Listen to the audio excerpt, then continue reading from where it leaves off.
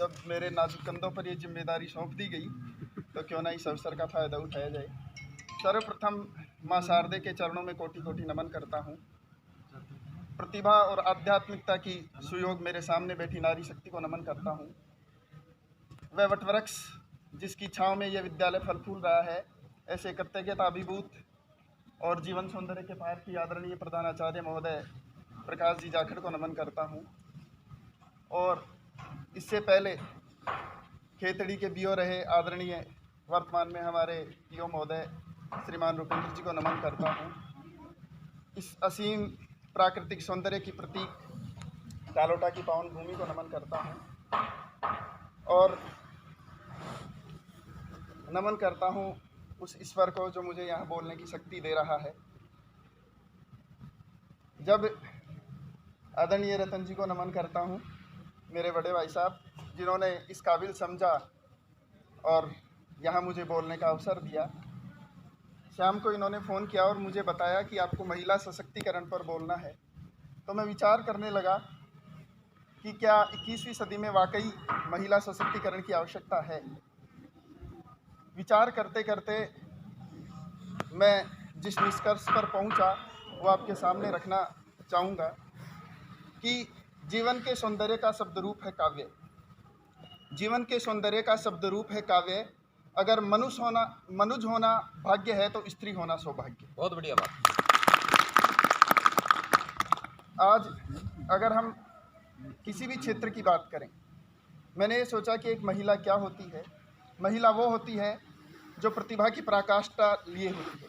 महिला वो होती है जो आत्मा का तेज लिए होती है। महिला वो होती है जो प्रतिकूलताओं का मुख मोड़ देती है। महिला वो होती है जो हर परिस्थिति में विषमताओं को थामती है।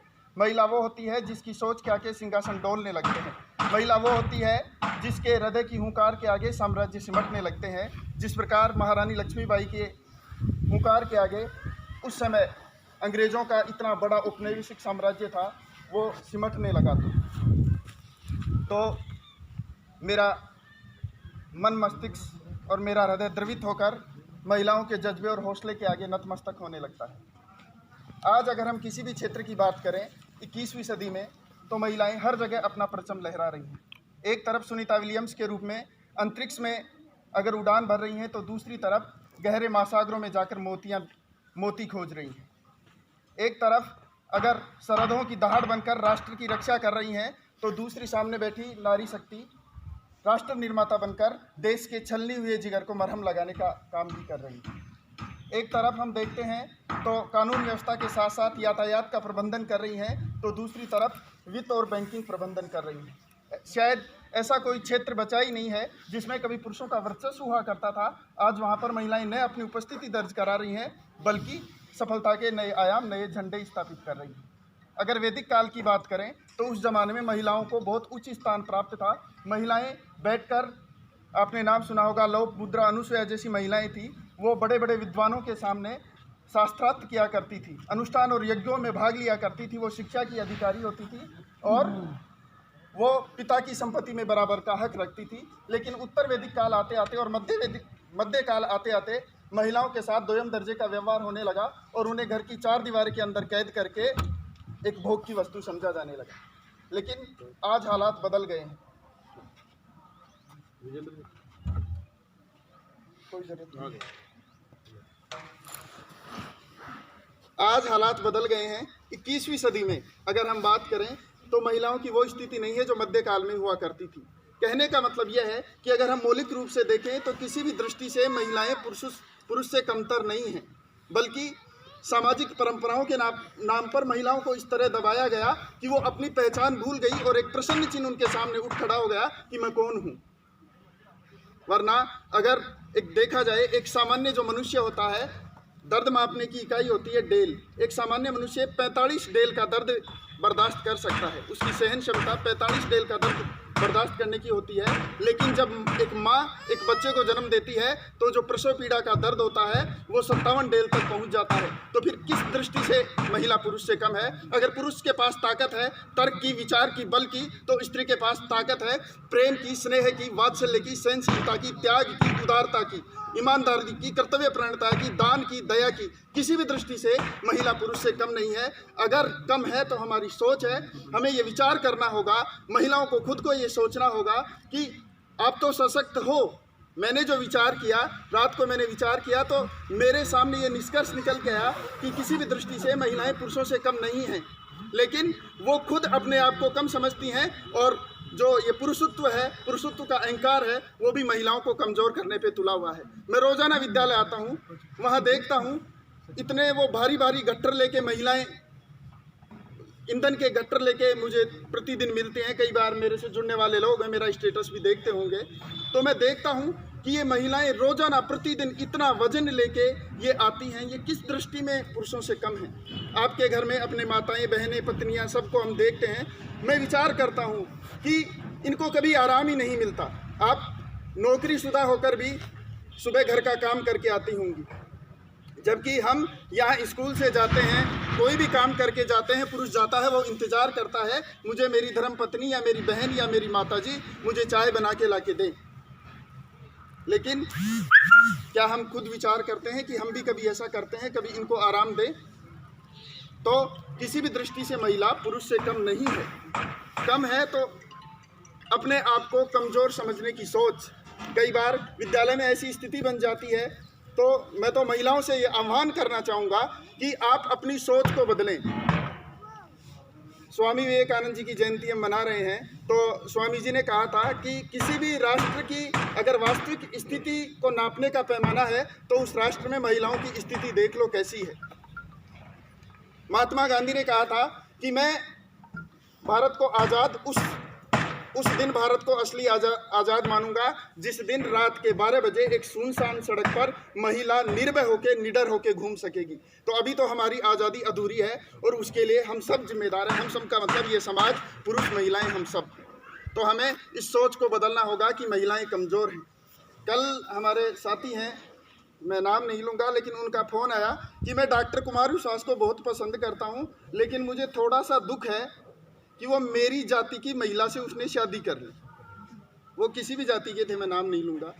तो मैंने ये उल्टा क्वेश्चन किया उनसे कि अगर डॉक्टर कुमार विश्वास, ये वास्तविक बात है सर कल शाम की, मैंने कहा अगर डॉक्टर कुमार विश्वास लड़की होते और जिस महिला की आप बात करें वो आपकी जाति की है, वो लड़का होता, तो भी क्या आपकी सोच ऐसी ही होती? उन्होंने कहा नहीं, जना तो मैं चला लेता काम।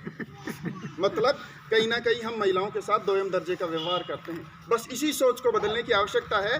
और मैं आपको वादा करता हूं और दावा करता हूं कि मैं 2 मिनट का आपका समय लूँगा, इसके बाद ज़रूर आपके दिमाग में ये हलचल पैदा होगी।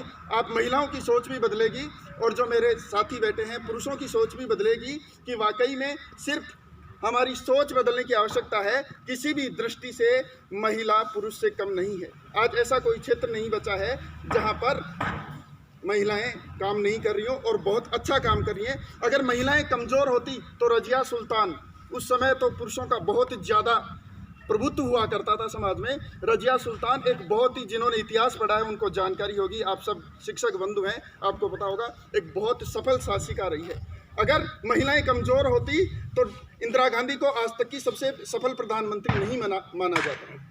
तो महिलाएं कमज़ोर तो है नहीं, कमज़ोर है हमारी सोच। उसके लिए महिलाएं भी जिम्मेदार हैं, उन्हें खुद अपने फैसले लेने होंगे।